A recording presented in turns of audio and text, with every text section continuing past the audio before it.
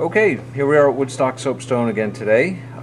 We want to show you how to change out your bypass cover in the Fireview, the Keystone, and the Palladian model. Just for our filming purposes, we are working with a Fireview, much easier to see the components, but it's the same basic procedure for any of those three stoves. So the first thing you want to do on a Fireview, take the lid off, put it aside. You want to remove the catalytic combustor. You're going to need a 1/2 inch wrench. And we're also eventually going to need a 7/16 inch wrench. So loosen the bolts that hold the combustor in place. We're just going to take this out to give ourselves a little bit more room to get at the retainers that hold the arms of the bypass cover in place.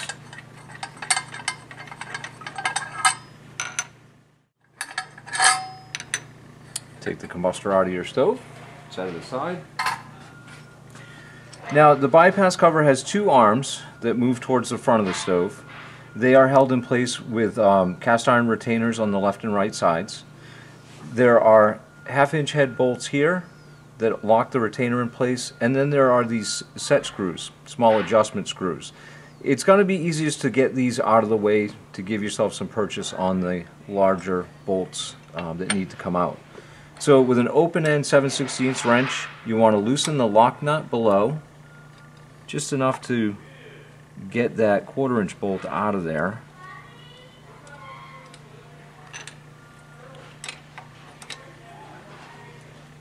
So spin those out of there, and then you'll have access to the actual retainers.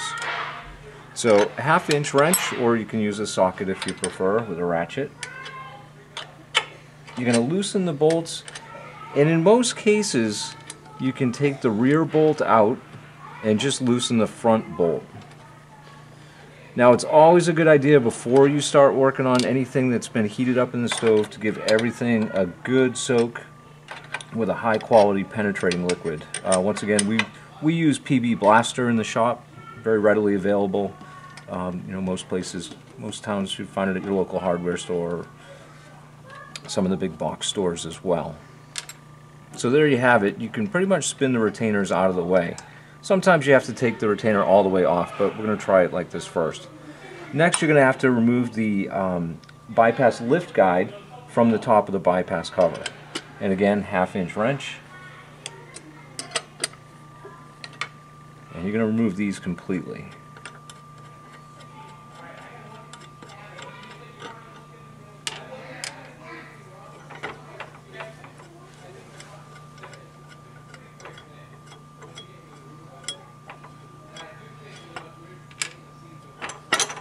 Okay, so now we're basically disconnected. So what we're going to try to do, see if we can sneak this one out of here, lift the bypass cover right up and out of the stove.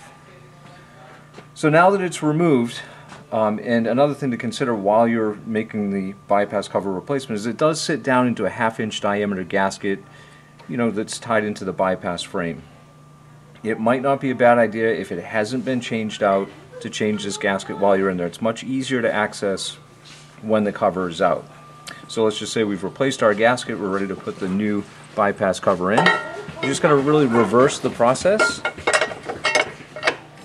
Drop the cover into place, make sure it's seated properly, and we're going to start with our retainer bolts. Get those back in position. And when you're tightening these, it's a good idea to push the retainers to the outside of the stove. There's a little bit of play in there, and we don't want them to interfere with the catalytic combustor.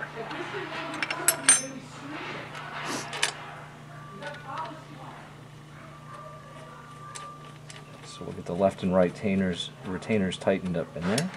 Again, I'm pushing that to the outside, just enough to keep that a little bit of wiggle room from interfering with the combustor. Snug those up. You want to snug the bolts, they don't have to be super tight. And now these are our small adjusting screws. So what we're going to do is we're going to start these in that center hole, and we're just going to push down on the cover a little bit. And what you want to do is thread it into the hole until you just feel it touch the arm of the bypass cover. And the heads of the bolts are stamped with some letters. So once it touches, just mark one of the letters, and what you want to do is go one full revolution tighter to put a little bit of tension on it. And then 7/16 wrench, you want to hold the bolt and just give it a little snug to lock it in place.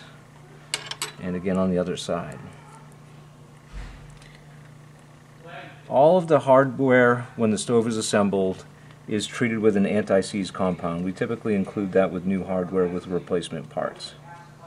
So you want to just dip the threads of any new hardware in that never seize compound. So again, one full turn beyond contact, and then tighten that lock nut down. Hold that bolt in place while you're tightening.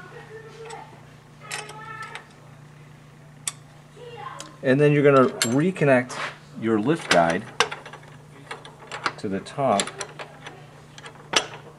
of the new bypass cover. Those are the longer 1-inch bolts.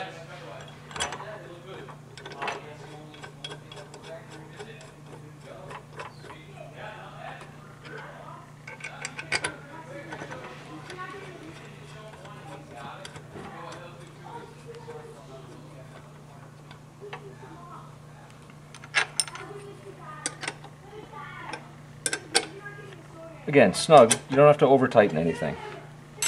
Okay, so at this point, if you have replaced the gasket and with the new bypass cover, you want to check the motion of the bypass cover itself.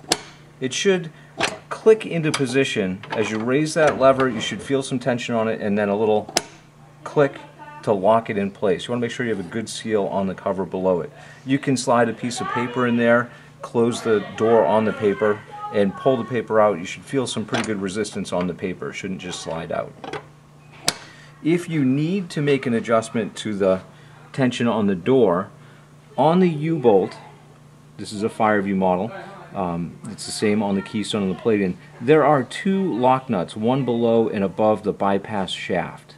You can manipulate the lock nuts to extend the U-bolt, and that'll put more tension on the door, or retract it a little bit if it's too tight, if you can't get that lever to close to the fully upright position.